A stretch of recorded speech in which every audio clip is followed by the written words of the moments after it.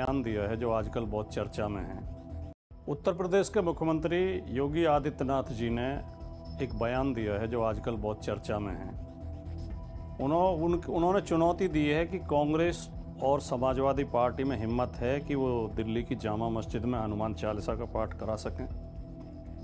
कांग्रेस और समाजवादी पार्टी जामा मस्जिद में हनुमान चालीसा का पाठ करा सकती हैं या नहीं करा सकती हैं, इस सवाल का जवाब जानने से पहले ये सवाल पैदा होता है कि योगी जी क्यों चाहते हैं कि जामा मस्जिद में हनुमान चालीसा का पाठ हो।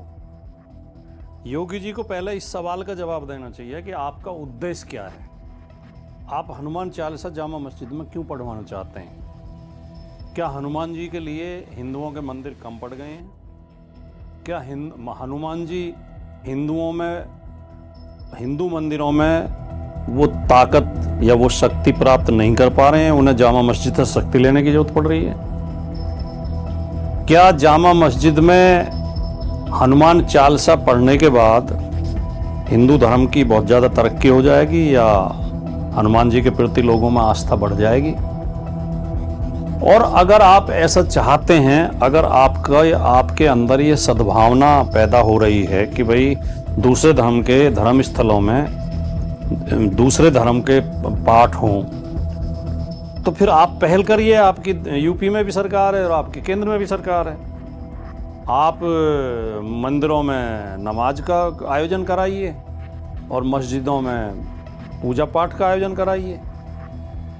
लेकिन ये सवाल जो योगी जी ने उठाया है, ये असल में उठाया है अयोध्या के राम मंदिर चढ़ावे में डकैती से लोगों का ध्यान हटाने के लिए, लोगों को, भोले भाले लोगों को बरगलाने के लिए, भोले भाले लोगों में उत्तेजना पैदा करने के लिए, भोले भाले लोगों के अंदर एक इस तरह का भाव पैदा करने के लिए, एक जो होता है ना कि धर्म के प्रति अंधश्रद्धा।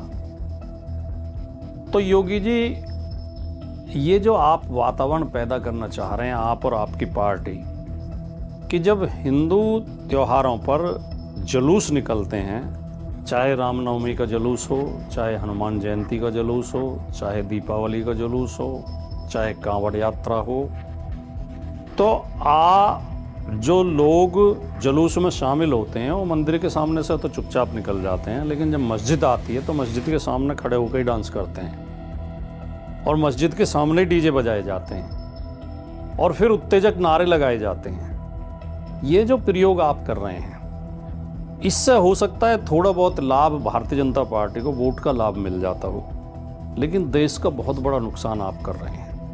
ये जो देश में आप वैमनस्य की राजनीति आपने पैदा की है, जो वैमनस्य की राजनीति आप चलाना चाहते हैं, उत्तेजना की राजनीति जो चलाना चाहते हैं, आपसी घृणा, आपसी ईर्ष्या द्वेष और आपसी लड़ाई झगड़े की जो राजनीति आप देश में फैलाना चाहते हैं, ये देश हित में नहीं है। ये देश के एकता अखंडता को नष्ट करने वाली होगी।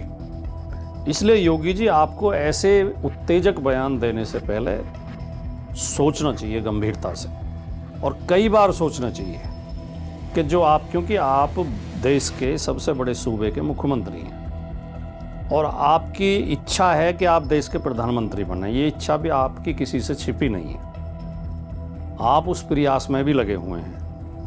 लेकिन आपको ये ध्यान रखना चाहिए कि आप दो रास्ते कुर्सियों तक पहुंचने के चुन सकते हैं। एक रास्ता तो नागरिकों में मेल मिलाप, मेल मोहब्बत, भाईचारा, सद्भावना, प्रेम, एकता, अखंडता पैदा करके एक रास्ता जाता है। एक नागरिकों को लड़ा के एक रास्ता निकलता है, नागरिकों में मतभेद पैदा करके, घृणा पैदा करके, आपसी द्वेष पैदा करके, आपसी झगड़े कराकर, देश में दंगे कराकर, वोट हासिल करके एक रास्ता निकलता है। तो दूसरे रास्ते से अगर कुर्सी मिल भी जाए और आपकी जो महत्वाकांक्षा है वो संतुष्ट हो भी जाए, लेकिन इसमें आप देश का कितना बड़ा नुकसान कर रहे हैं, ये आपको सोचना चाहिए।